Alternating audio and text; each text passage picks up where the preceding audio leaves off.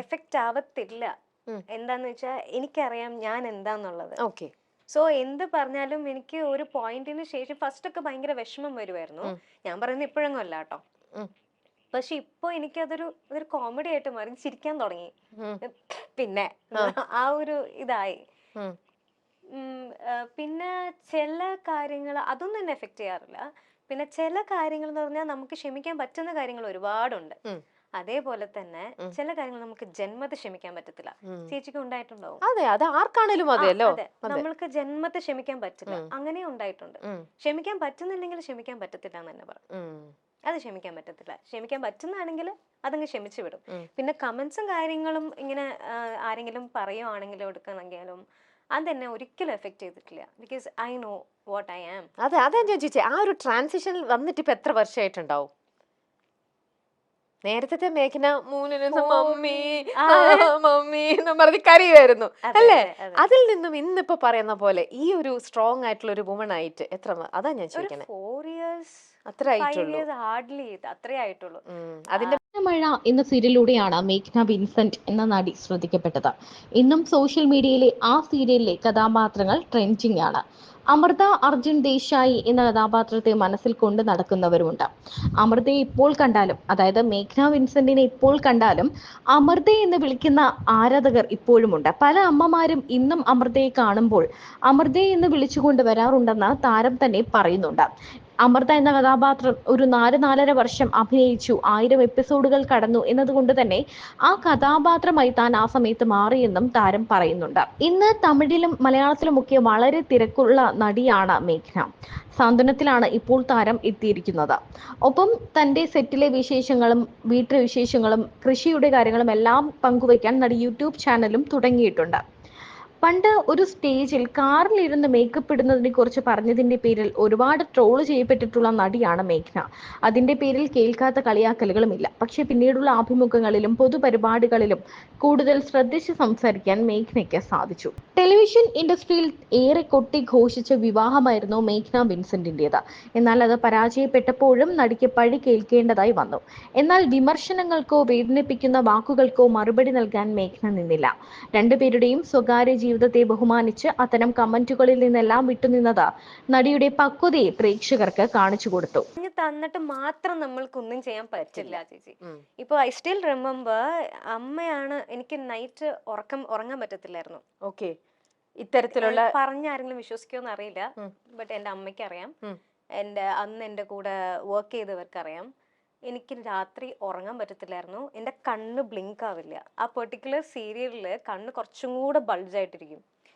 ഇങ്ങനെയായിരുന്നു ഞാൻ full time.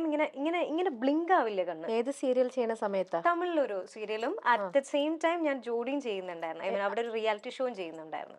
അപ്പൊ അമ്മയാണ് പറഞ്ഞത്, നിനക്ക് നൈറ്റ് ഉറക്കവും ഇല്ല എങ്കിൽ ഇത് ഈ റിയാലിറ്റി ഷോ എനിക്ക് ഇങ്ങനെ ഒരു ഓപ്പർച്യൂണിറ്റി വന്നപ്പോഴത്തേനും എടുക്കാൻ പറഞ്ഞത് അമ്മയാ. കാരണം എന്താ വെച്ച് കഴിഞ്ഞാൽ ഉറങ്ങുന്നതിന്റെ ആ പ്രശ്നം എനിക്ക് സോൾവ് ചെയ്യാം. കാരണം രാവിലെ 6:30 തൊട്ട് നൈറ്റ് ഒരു 9:30 വരെ സീരിയലിന്റെ ഷൂട്ട് ഉണ്ടാവും. എന്നിട്ട് വീണ്ടും റൂമിൽ പോയിട്ട് റിഫ്രഷ് ആയിട്ട് എഗെയിൻ 11:30 to 3 o'clock എനിക്ക് റിഹേഴ്സൽ ഉണ്ട്, ഡാൻസ് റിഹേഴ്സൽ.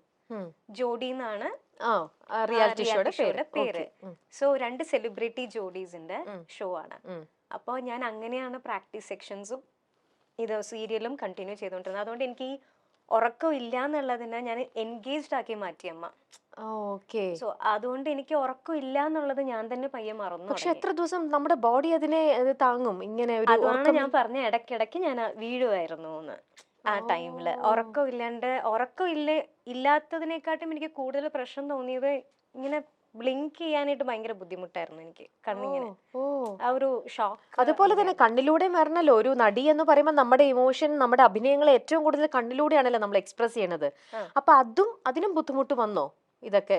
ഇല്ല, അതിന് അഭിനയിക്കാനായിട്ട് എനിക്ക് ബുദ്ധിമുട്ട് തോന്നിയിട്ടില്ല. പിന്നെ ഞാൻ പറഞ്ഞില്ലേ ചേച്ചി, നമ്മൾക്ക് അങ്ങനെ സങ്കടപ്പെട്ട് കിടക്കാനുള്ള ഓപ്ഷൻ എല്ലാവർക്കും ഇല്ല. I have to move on. എനിക്ക് വർക്ക് ചെയ്തേ പറ്റൂ. എനിക്ക് കാശ് ഉണ്ടായേ പറ്റുള്ളൂ. കാരണം ആ സമയത്താണ് ഇപ്പൊ കേസ് ആയാലും കാര്യങ്ങളും വേണമെന്ന് ഓക്കെ, എല്ലാത്തിനും എനിക്ക് പൈസ ചെലവുണ്ട്. വേണം. അതെ, ഓക്കെ, അഡ്വക്കേറ്റ്സിനാണെങ്കിലും എല്ലാത്തിനും ഓരോ അതെ, കാര്യങ്ങൾക്കും. അതെ. അപ്പൊ എല്ലാത്തിനും എനിക്ക് എന്റെ അമ്മേനെ പോയിട്ട് എനിക്ക് ടോർച്ചർ ചെയ്യാൻ പറ്റില്ല. ഓക്കെ. അല്ലെങ്കിൽ തന്നെ എനിക്ക് വേണ്ടി ഒരുപാട് കഷ്ടപ്പെട്ടിട്ടുണ്ട്. അപ്പോൾ എന്റെ ലൈഫിലെ കാര്യം കൂടി ഇങ്ങനെ അമ്മേനെ കഷ്ടപ്പെടുത്തി അമ്മയുടെ നിന്ന് വാങ്ങിക്കാനായിട്ട് എനിക്ക് തോന്നിയില്ല. സോ ഇതായിരുന്നു എന്റെ റൂട്ടീൻ. ഇപ്പോൾ മേഘ്ന തിരക്കിലാണ്. നിരവധി സീരിയലുകൾ ചെയ്യുന്നുണ്ട്. അതിനൊപ്പം യൂട്യൂബ് ചാനലിലും സജീവമാണ്.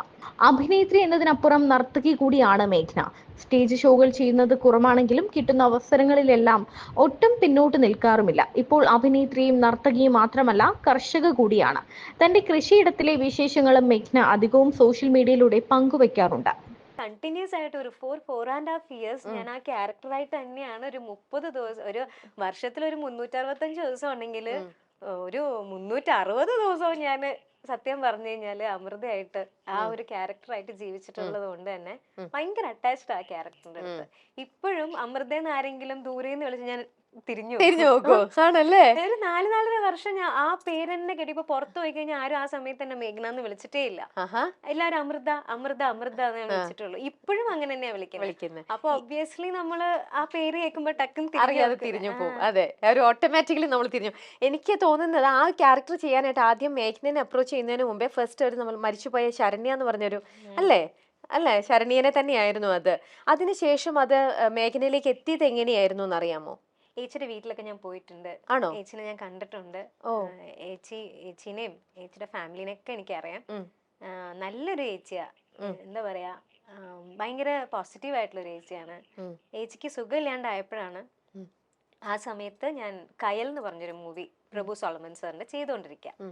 അപ്പൊ അവിടെയാണ് ഇവര് വന്ന് ജയകുമാർ സാറ് വന്നിട്ട് ഇതുപോലെ കണ്ട് ഇതുപോലെ ഒരു സംഭവം എന്നോട് പറയുന്നതും അവിടെ നിന്ന് നേരെ ഞാൻ തമിഴിലേക്കാണ് ജോയിൻ ചെയ്യുന്നത്. ദൈവം തந்த വീട്. ഓ, ഫസ്റ്റ് അതാ ഷൂട്ട് ചെയ്തത്? അതെ. അപ്പൊ 60 എപ്പിസോഡ് അവിടെ കഴിഞ്ഞിട്ടുണ്ടായിരുന്നു. അതപ്പോ ആരെടുത്തത്? ശരണ്യ ചേച്ചിനെ വെച്ച് അത് തന്നെയായിരുന്നു എടുത്തത്. ഓക്കെ. അപ്പം അത് ചേച്ചിക്ക് വയ്യാണ്ടായപ്പോഴാണ്. അതെ. അപ്പം ആ സീരിയലില് സുധാചന്ദ്രൻ മാം അവിടെ ഒരു മെയിൻ ക്യാരക്ടർ, ഇവിടെ ഊർമിള ദേവി ചെയ്ത ക്യാരക്ടർ സുധാ മാം ആണ് ചെയ്തോണ്ടിരുന്നത്. സുധാചന്ദ്രൻ മാം. അപ്പൊ മാം ഇവിടെ മൺസ്റ്റാർസ് എന്ന് പറഞ്ഞൊരു റിയാലിറ്റി ഷോയില് ജഡ്ജായിരുന്നു. അതായത് നമ്മുടെ മലയാളത്തില് അവിടെ സുധാ മാം ചെയ്തത്, നമ്മുടെ മലയാളത്തില് ചെയ്തത് രൂപശ്രീ അല്ലേ? അതെ. അപ്പൊ മദറിലോടെ ക്യാരക്ടർ രൂപശ്രീ. അപ്പോ സുധാ മാം ഇവിടെ ഒരു റിയാലിറ്റി ഷോന്റെ ജഡ്ജായിട്ട് ഇരിക്കുകയായിരുന്നു. ആ റിയാലിറ്റി ഷോയിൽ ഞാൻ പെർഫോം ചെയ്തിട്ടുണ്ടായിരുന്നു. അപ്പോ സുധാ മാമിനെ എന്നെ കണ്ടപ്പോഴത്തേനും റിസംബ്ലൻസ് തോന്നി ശരണ്യ ചേച്ചിയുടെ. ഓക്കെ, അപ്പൊ അത് മാറ്റുവാണെങ്കിൽ ചേച്ചിക്ക് വേറെ ഓപ്ഷൻ ഇല്ലല്ലോ, ചേച്ചിക്ക് വയ്യാത്തതുകൊണ്ട്. അപ്പൊ അങ്ങനെ പകരം ഈ കുട്ടി ഉണ്ട് എന്ന് സുധാ മാമാണ് ജയകുമാർ സാറിനോട് പറഞ്ഞത്. അങ്ങനെ ജയകുമാർ സാർ എന്നെ ഫിലിം ലൊക്കേഷനിൽ വന്ന് കാണായിരുന്നു.